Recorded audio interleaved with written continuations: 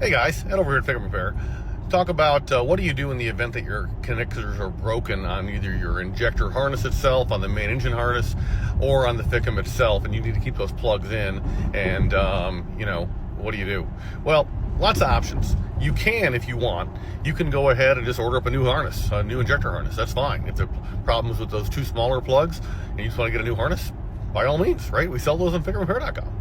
They're not horrible money, but they're not free. Also, if your problem is with the largest plug, and on that end, well, we can sell you a whole new engine harness, but we can just also sell you the plug ends too. So whatever path you want to go there is certainly fine with us. Just please recognize that what you want to do is you want to go ahead and you want to solder in, if you're going to get the version with the pigtails attached, the little wires attached, you want to go ahead and solder those in and take some heat shrink tubing and go ahead and bolster those connections and just do them one at a time. Know the colors of the wires aren't going to match, but the pins are numbered. So on the bottom of the plugs themselves it says, pin 1, pin 2, little itty bitty print, by the way. So if you're an old guy like me, you might want to get the readers out. But if you're a young person, you can go, oh yeah, I see that, no problem. But they are tiny. They're totally tiny. So keep that in the back of your head.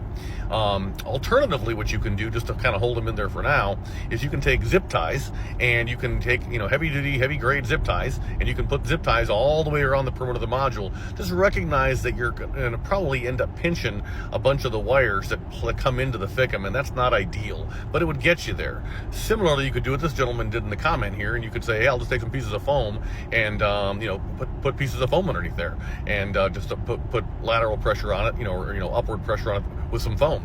Alternatively, if you have access to an old radiator hose or something, you can cut that puppy lengthwise and just use the spring action of the radiator hose that wants to hold it up there, and you can hold up the plugs that way.